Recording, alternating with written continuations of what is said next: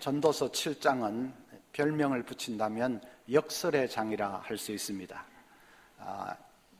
이 성경 중에서도 역설을 제일 많이 담고 있는 장이 바로 전도서 7장입니다. 역설이 무엇이지요? 패러독스, 역설이라는 것은 언뜻 보면 잘못된 말인 것 같은데 깊이 생각해 보면 그 속에 진리가 담겨 있는 것이 역설이지요. 전도서 7장에는 그런 역설이 7개나 포함되어 있습니다. 좋은 이름이 좋은 기름보다 낫다. 죽는 날이 출생하는 날보다 낫다. 초상집에 가는 것이 잔치집에 가는 것보다 낫다. 슬픔이 웃음보다 낫다. 책망을 듣는 것이 노래를 듣는 것보다 낫다. 끝이 시작보다 낫다. 참는 마음이 교만한 마음보다 낫다. 모두 7가지가 나옵니다. 이 7가지를 한마디로 요약을 한다면 삶의 한계에 직면하는 것이 복이라는 것입니다. 우리가 살면서 어떤 한계 상황에 직면할 때가 있죠. 내 힘으로 어찌할 수 없는 극한 상황, 한계 상황에 직면할 때가 있습니다. 그럴 때 낙심하지도 말고 절망하지도 말라는 것입니다. 왜냐하면 그것이 복이기 때문이다. 역설이죠. 한계 상황에 직면하는 것이 유익하고 복이 된다 하니까 진짜 역설이죠. 오늘은 그 역설이 어째서 진리인가 하는 것을 같이 생각을 해보려고 합니다. 2가지 한계 상황을 가지고 생각을 하려고 합니다. 자, 첫 번째 한계 상황은 고난입니다. 3절에 슬픔이 웃음보다 나음은 얼굴에 근심하는 것이 마음에 유익하기 때문이니라. 슬픔이 웃음보다 낫다 하는 말은 고난이 형통한 것보다 낫다 하는 뜻입니다.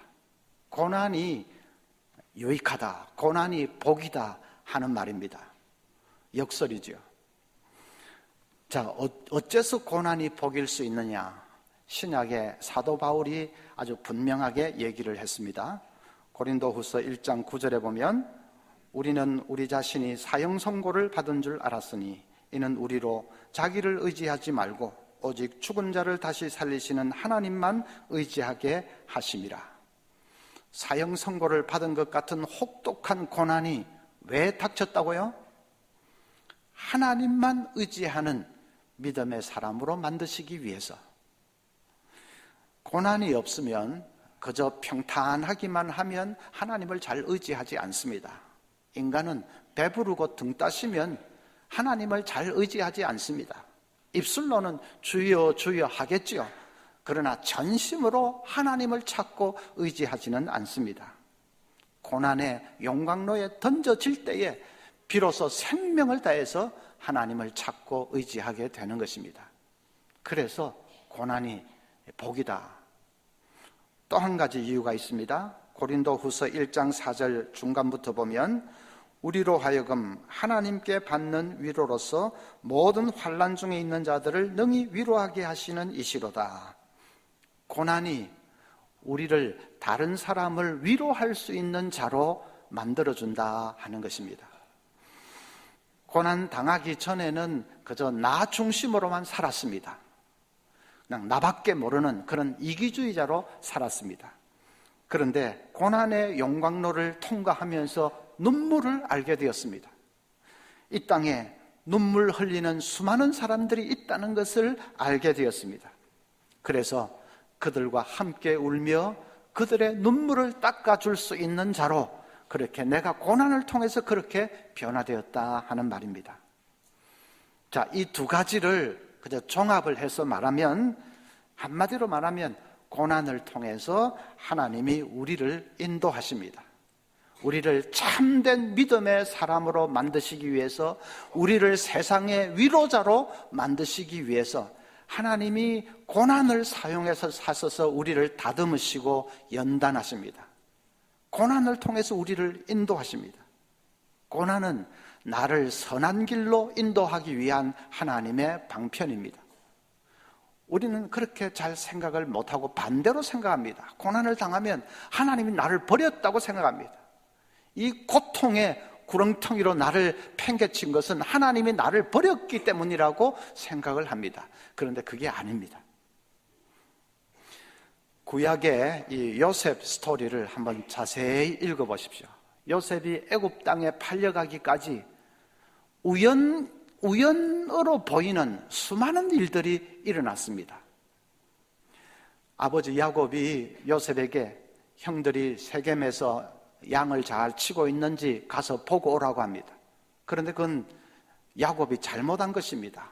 형들은 세겜이 아니라 도단에 있었습니다.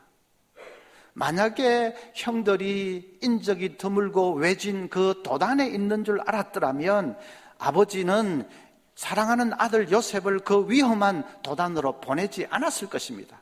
그러면 요셉이 형들에게 붙들려서 애굽으로 팔리는 일도 없는 거지요. 어떻게 아버지가 그 잘못된 정보를 가지고 있어서 그래서 요셉을 형들에게로 그 사지로 몰아넣었는지 참 아버지가 원망스럽지 않겠습니까? 또 요셉이 세겜에 당도했는데 우연히 어떤 낯선 사람과 마주쳤습니다. 그 사람이 하는 말이 형들은 여기 있지 않고 도단에 있다고 일러줍니다. 자기가 들판을 지나가다가 형들이 도단으로 가자 하고 짓거리는 것을 우연히 들었다는 것입니다. 그것도 얼마나 참 기구한 그 우연의 이 운명의 장난입니까? 요셉이 그 낯선 사람과 우연히 마주치지만 않았다면 그럼 형들이 뭐 도단에 있는지 알 수도 없는 것이고 좀 찾아보다가 없으면 집으로 돌아갔을 것이고 그러면 안전했을 것입니다. 또 그 사람이 또 들판을 지나가다가 형들이 짓거리는 소리를 우연히 그 외 듣는 그런 일만 없었다면 한 10분만 빨리 들판을 지나가든지 한 10분 늦게 지나가든지 그럴 것이지 하필 형들이 도단으로 어쩌고저쩌고 할 때 딱 지나가서 그 소리를 딱 듣고 그리고 요셉에게 일러주고 요셉이 도단으로 갔고 종으로 팔리고 그렇게 됐지 않습니까? 왜 하필 그 딱 지나가는 시간에 정말 그 형들이 짓거렸는지 정말 우연의 일치치고는 너무하지 않습니까? 또 제일 맏형인 르우벤은 요셉을 해치는 것을 한사코 반대를 했습니다. 그런데 르우벤이 잠시 자리를 비운 사이에 나머지 형들이 마침 대상이 지나가는 것을 보고는 요셉을 그 대상들에게 종으로 팔아버린 것이죠. 그것도 얼마나 기구합니까? 그 르우벤이 자리를 비우려면 좀 한 10분 늦게 비우든지 한 10분 빨리 비우든지 했으면 좋았을 텐데 딱 대상들이 지나가는 그 시각에 자리를 비워가지고 어떻게 그래서 종으로 팔리게 되었는지 너무너무 원망스럽지 않겠습니까? 애굽에 가서도 마찬가지입니다. 애굽에 신하들이 많고 많을 텐데 하필 그 악한 그 여주인이 안주인이 딱 기다리고 있는 보디발의 집에 팔려가가지고 그래가지고 그 감옥으로까지 가는 사단이 나게 하는 것입니까? 요셉의 삶에 도대체 얼마나 많은 우연이 작용하고 있는지를 다 셀 수도 없을 정도입니다. 그런데 그 많은 우연 중에 한 가지라도 일어나지 않았다면 어떻게 됩니까? 그러면 요셉이 애굽으로 팔려가는 일은 없었을 것입니다. 집에서 편안하게 있었을 것입니다. 그러면 장차 그 가족은 다 죽습니다. 기근을 당해서 다 죽습니다. 그리고 온 세계 만백성도 다 죽습니다.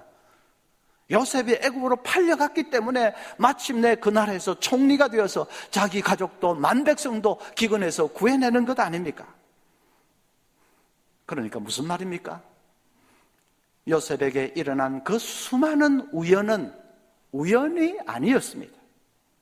하나님이 그 우연하게 보이는 일들을 통해서 요셉을 인도하고 계셨습니다. 우연처럼 보이는 그 수많은 일들을 하나님이 다 사용하셔서 요셉을 하나님께서 그의 삶을 인도하고 계셨습니다. 심지어는 아버지의 잘못된 정보와 형들의 악함과 그 안주인의 그 유혹과 그 못된 것과 그 다음에 감옥에 던져지는 고난까지도 그 모든 것까지도 하나님이 다 사용하셔서 요셉을 선한 길로 장차 애굽의 총리가 되도록 하나님이 인도하고 계셨습니다. 요셉은 물론 그런 거 전혀 몰랐지요. 그래서 일을 당할 때마다 부르짖었을 것입니다. 하나님, 아버지가 왜 하필 잘못된 정보를 가지고 있어서 나를 그 사지로 몰아넣었습니까? 왜 하필 그 르벤 형은 그 중요한 시각에 자리를 비워서 내가 종으로 팔리게 했습니까? 하필 거기서 그 낯선 사람과 딱 만날 건 뭡니까? 하필 왜 그 보디발의 집에 내가 종으로 팔려가도록 그렇게 했습니까? 뭐 남의 집 종살이 하는 것도 모자라서 감옥에까지 던지시려고 그렇게 했습니까? 아마 울부짖었을 것입니다. 답이 뭐지요? 그것이 하나님의 인도하심이었습니다. 장차 총리가 되게 하려는 하나님의 뜻이었고 하나님의 인도하심이었습니다. 그 많은 시련과 우연처럼 보이는 그 모든 일들은 장차의 영광을 위해서 꼭 필요한 퍼즐의 한 조각들이었습니다. 제가 왜 요셉의 스토리를 이렇게 길게 소개를 하지요? 요셉을 인도하신 하나님은 우리도 꼭 같은 방식으로 인도하시기 때문입니다. 내 삶에 우연처럼 보이지만은 그게 우연이 아닙니다. 내가 우연처럼 당하는 일 같고, 내가 재수가 없어서 당하는 일 같고, 내가 운이 없어서 당하는 것 같고, 매년 건강검진하다가 1년 딱 빠뜨린 그때 암이 딱 발병할 게 뭡니까? 그래서 정말 재수가 없어서 당하는 것 같고, 하지만 그런 것이 아니고 하나님께서 그 모든 것을 사용하셔서 나를 인도하시는 것을 여러분 믿으시기를 바랍니다. 앞날의 영광을 위해서 꼭 필요한 퍼즐의 한 부분들입니다. 우리 하늘에서 내려보면 그게 분명히 보일 겁니다. 이전에 봉천동에서 병원을 운영했던 윤종 장로님은 봉천동의 슈바이처로 불리는 분입니다. 봉천동이 한창 그 어렵던 시절, 그 동네에서 그 장로님의 도움을 받지 않은 아이들이 없고 그 장로님 신세 지지 않은 가정이 없습니다. 그래서 슈바이처라고 부르면서 사람들이 친부모처럼 그 의사 장로님을 따랐습니다. 그분이 처음부터 그런 봉사의 삶을 산 것은 아닙니다. 교통사고로 자식을 잃었습니다. 그 아이를 친 택시 기사가 피투성이가 된 아이를 안고 뛰어든 병원이 바로 그 장로님 자기 병원이었어요. 얼마나 충격을 받았겠습니까? 자기 눈으로 자기 자식의 시신을 살피고 자기 손으로 자식의 사망 진단서를 떼야 하는 그런 기가 막힌 일이 어디 있습니까? 아이를 그렇게 떠나보내고 장로님은 오랜 세월 동안 밤잠을 자지 못하고 고통 속에서 헤매야 했습니다. 그러다가 언제부턴가 그분은 주위에 힘들고 어렵게 사는 아이들이 많다는 것을 알게 되었습니다. 눈이 열려졌습니다. 자기 자식 떠나보낸 그 자식과 또 비슷한 연령에 있는 아이들이 힘들게 사는 아이들이 많다는 것을 알게 되었습니다. 자식에게 못다한 사랑을 그들에게 베풀고 싶어졌습니다. 그래서 그냥 사랑을 쏟아붓게 된 것입니다. 그렇게 이렇게 하다 보니까 나중에는 그 아이들이 정말 다 자기 친자식처럼 그렇게 느껴졌습니다. 장로님께서 늘 하는 말씀이 있습니다. 저는 한 자식을 잃고 수많은 자식들을 얻었습니다. 뼈를 깎는 그 말로 다 할 수 없는 고통을 통해서 비로소 그 장로님이 하나님의 뜻을 깨닫고 그 고통이 자기 삶에 꼭 필요한 퍼즐의 한 부분이었던 것을 깨달은 것입니다. 자, 그래서 고난이 복입니다. 결국은 복입니다. 그렇다면 우리가 복이라는 것을 믿지만은 당장에 그런 일을 당할 때에, 삶의 한계 상황을 당할 때에 어떻게 반응을 해야 되느냐? 욥기서를 보면 욥은 혹독한 시련을 당할 때에 그냥 아파하고 원망하고 절규도 많이 했습니다. 비명도 지르고 고함을 쳐대고 의심도 하고 그랬습니다. 욥이 늘 믿음의 반응만 보인 것은 아닙니다. 그런데도 욥기서를 보면 하나님께서 욥을 극찬을 하십니다. 욥아, 네가 이겼다. 하나님 그렇게 말씀하십니다. 왜 그랬을까요? 욥은 그 비명도 절규도 다 하나님 앞에 가지고 나와서 하나님 앞에 쏟아 놓았습니다. 원망을 해도 의심을 해도 단식을 해도 절규를 해도 전부 하나님 앞에 가지고 나와서 하나님 앞에 토해내었습니다. 하나님과 교통하는 그것을 끊지를 않았다는 말입니다. 하나님과 기도하는 그 손을 끝까지 놓지를 않았다는 말입니다. 하나님은 그것을 보시고 욥아, 네가 이겼다. 왜냐하면 그렇게 하면 결국은 고난을 돌파할 수 있기 때문입니다. 여러분, 우리도 그래야 됩니다. 혹시 가정에 고난을 당하고 있습니까? 정말 말할 수 없는 그런 아픔을 당하고 있습니까? 성도들 반응이 두 가지지요. 그런 고난을 당하면 어떤 사람은 하나님을 떠납니다. 어떤 사람은 하나님께 더 가까이 나아갑니다. 하나님께 더 가까이 나아가야 됩니다. 그 슬픔과 고통을 하나님 앞에 가지고 나와서 기도로 다 쏟아 놓으십시오. 뭐 원망도 절규도 의심도 다 가지고 나와서 하나님 앞에 가지고 나와서 그래서 기도로 다 토해내십시오. 성경도 더 많이 읽으십시오. 지금 아파 죽겠는데 성경 글자가 눈에 들어오냐? 그러시면 안 됩니다. 그럴수록 죽자고 성경을 더 읽으셔야 됩니다. 요셉도 읽으시고 다른 모든 스토리들도 읽으시고, 그래서 고난과 시련이 하나님이 사용하시는 방편이고 그 속에 하나님의 뜻이 있다는 것이 믿어질 때까지 계속 죽자고 말씀을 읽으십시오. 고난을 당해서 하나님을 떠나는 분들은 그래서 어떻겠다는 것입니까? 떠난다고 고난이 사라집니까? 하나님마저 떠나면 어떻게 되는 것입니까? 그래서 죽자고 하나님께 매달려야 됩니다. 그러면 자신을 추스를 수 있는 힘이 생깁니다.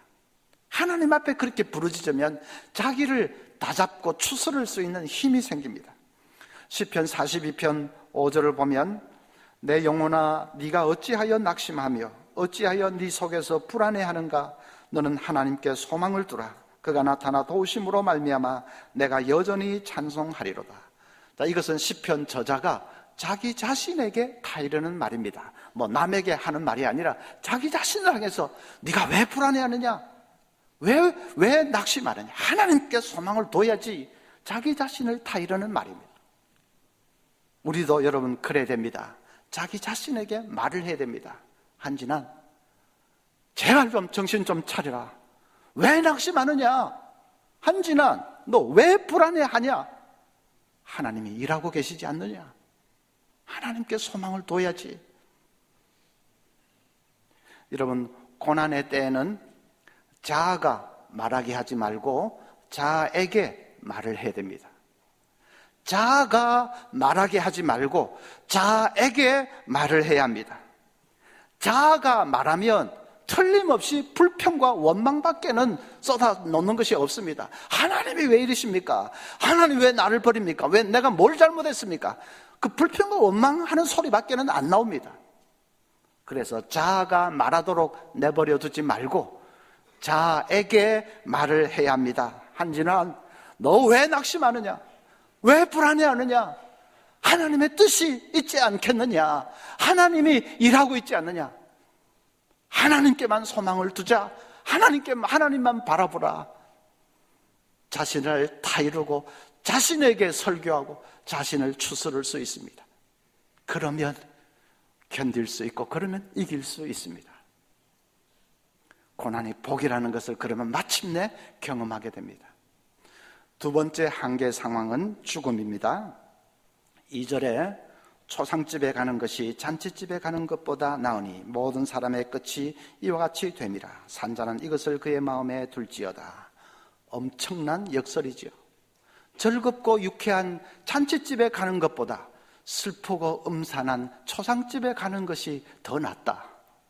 세상에 그런 말이 어디 있습니까? 그런데 그것이 진리입니다. 영성학자 마크 부캐넌이 이런 얘기를 했는데, 자기 친구 중에 한 사람이 어느 날 이 미국의 해변에서 하마터면 익사할 뻔했다고 합니다. 그 친구라는 사람은 수영을 잘하는 사람인데, 그런데 그날 바다는 자기가 평소 알고 있던 바다하고 달랐습니다. 파도가 그냥 집어 삼킬 듯이 맹렬하게 요동을 쳤습니다. 자기 몸을 들어 올렸다가 완전히 바다 밑바닥까지 팽 내동댕이 치는 것 같습니다. 순식간에 해변이 시야에서 멀어졌습니다. 이대로 죽는구나 하는 공포가 온몸을 엄습해 왔습니다. 그런데 정말 희한하게 이 손에 스티로폼 같은 것이 딱 잡혀가지고, 그래서 그거 붙들고 죽자고 헤엄을 쳤습니다. 마침내 기적적으로 해변에 도달했습니다. 어두컴컴한 황혼 무렵입니다. 방향 감각을 잃어버리고 비틀비틀하면서 해변을 걸어 나오는데, 멀리서 불빛이 보이더니 사람들이 몰려왔습니다. 담요를 덮어주고 뜨거운 커피도 건네줍니다.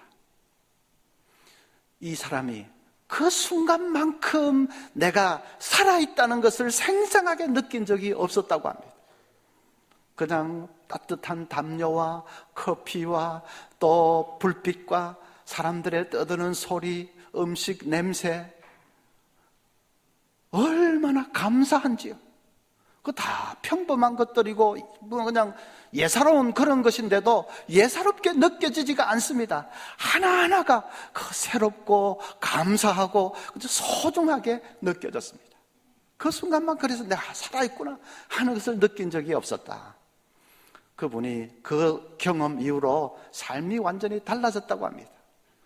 매일매일을 정말 감사하면서 주위의 모든 것을 사랑하면서 순간순간을 소중하게 여기면서 그렇게 살게 되었다고 합니다. 초상집에 가는 것이 더 낫다 하는 말이 그런 뜻입니다. 죽음이라는 이 한계 상황에 직면할 때 우리는 삶의 소중함을 깨닫게 됩니다. 그리고 새까맣게 잊어버리고 살았던 감사가 회복이 됩니다. 이 예사롭지 않고 하나하나가 얼마나 감사한 것인지를 새삼 깨닫게 됩니다. 따사로운 봄볕 하나를 쬐면서도 아이고 주님 포근하네요. 제가 살아있군요. 감사합니다. 산들산들 스쳐 지나가는 바람 한 줌에도 주님 너무 상쾌합니다. 내가 진짜 살아있네요. 감사합니다. 손톤 와일러라는 사람은 이렇게 말했습니다. 우리가 지닌 보화를 가슴으로 느낄 때 그런 순간만이 살아있다고 말할 수 있다. 참 좋은 말이죠. 한 줄기 바람에도, 그래서 따뜻한 봄볕 그 하나에도 감사하다, 감사할 때에 그 순간이 그 사람이 살아있는 것입니다. 다른 말로 하면 아무리 뻘뻘거리고 다니고 있어도 전혀 감사를 모르면 뻘뻘거리고 다니고 있지만 그건 지금 살아있는 사람이 아닙니다. 그건 죽은 것과 마찬가지입니다. 그래서 그 감사를 일깨워주고 삶의 소중함을 일깨워주니까 이 죽음에 직면하는 것도 유익하다, 복이다. 두 번째 이유는 이 죽음의 한계 상황에 직면하면 우리가 정말 의식을 갖게 되기 때문입니다. 여러분, 초상집에 가서 영정사진을 물끄러미 바라보느라면 무슨 생각이 듭니까? 나도 언젠가는 저 자리에 있겠지, 그 생각이지요. 언젠가는 내 차례가 되겠지, 그 생각이 듭니다. 그러면 정신이 번쩍 듭니다. 이렇게 흐리멍덩하게 살아서는 안 되겠다 하는 생각이 듭니다. 하루하루를 최선을 다해서 열심히 살아야 되겠다 하고 옷깃을 여미게 됩니다. 이 하루하루를 내 생의 마지막 날인 것처럼 생각하면서 최선을 다해서 살아야 되겠다, 그런 결심을 하게 됩니다. 그것이 바로 정말 의식을 갖는다는 것입니다. 그게 얼마나 유익한지 모릅니다. 세상 사람들은 참 세월이 살같이 지나간다 그러지요. 한 번뿐인 인생인데 너무 빨리 지나간다, 참 허무하다 그러지요. 그것은 그냥 정말 의식 없이 그냥 흐리멍덩하게 사니까 그런 것입니다. 허리멍덩하게 사니까 그런 것입니다. 정말 하루하루가 내 생의 마지막 날인 것처럼 정말 의식을 가지고 최선을 다해서 살아보십시오. 시간이 엄청 깁니다. 저는 그것을 시간의 오병이어라고 부릅니다. 여러분, 무슨 떡과 물고기에만 오병이어가 있는 것이 아니고 시간에도 오병이어가 있습니다. 매일매일을 정말 의식을 가지고 최선을 다해서 살면 하나님의 시간의 오병이어의 축복을 주십니다. 시간이 이상하게 자꾸 늘어나는 것 같습니다. 그래서 많은 일들을 할 수 있습니다. 제가 우리 교회 부임한 지 이제 12년이 됐습니다.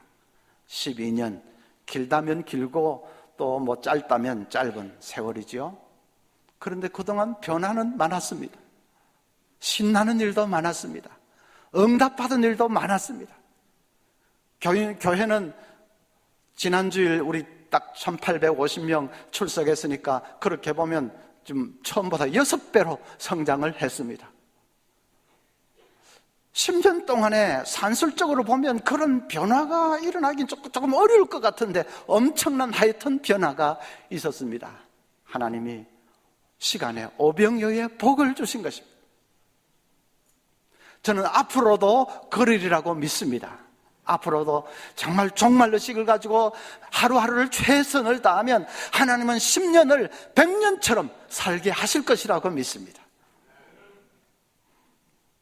혹시 인생이 너무 짧다, 내 젊음이 언제 다 이렇게 지나가 버렸느냐, 한 번밖에 못 사는데 너무 허무하다 그러십니까? 그건 좀 초점 없이 허리멍덩하게 살기 때문에 그렇습니다.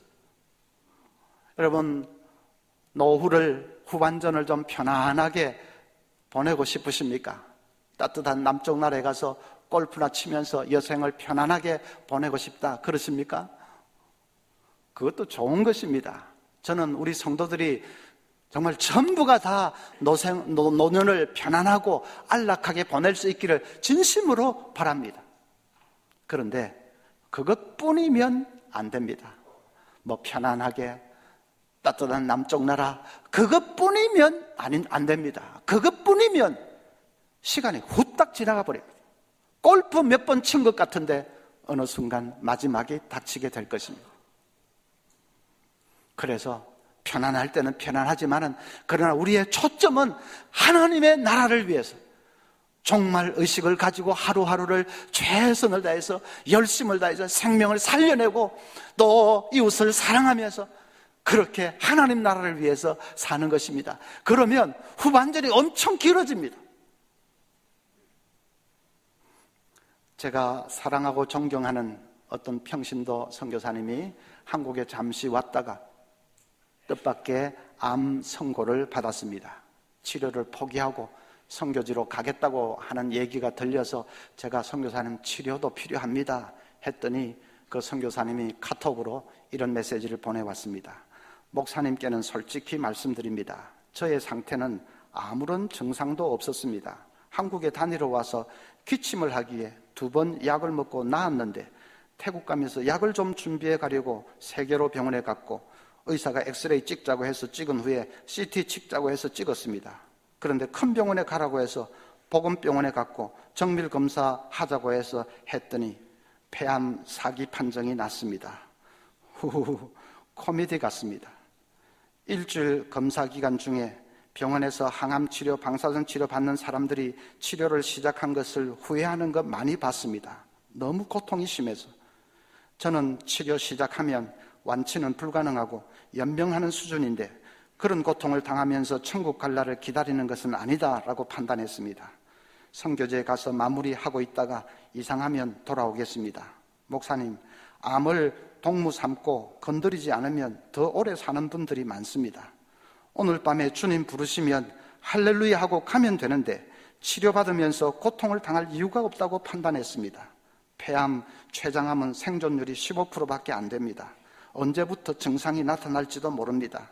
선교지에 할 일도 있고 마무리도 하고 2025년까지는 하나님이 함께 하실 줄 믿습니다. 최건사와 2 아들도 나의 의사에 따르기로 했습니다. 기도해 주세요. 감사합니다. 그 선교사님은 이미 승리하셨습니다. 부르시면 할렐루야 하고 갈 것이고, 남겨두시면 마무리 좀 잘 할 것이고, 그러는데 어느 누가 그 믿음을 건드리겠습니까? 사망이나 사탄이나 그 어느 세력이 그런 믿음을 건드릴 수 있겠습니까? 제가 엄청 도전을 받았습니다. 정신이 번쩍 드는 것 같았습니다. 우리도 다 정말 의식으로 좀 철저하게 무장을 해야 되겠습니다. 진짜로 죽음이 코미디처럼 다가올 수도 있습니다. 그건 누가 압니까? 그래서 언제 어디서 부름을 받든지 할렐루야 하고 달려갈 수 있도록 천국 소망으로 단단히 좀 무장을 해야 되겠습니다. 그리고 매일매일을 그냥 감사하면서 작은 일 하나도, 요즘 소확행 그럽디다.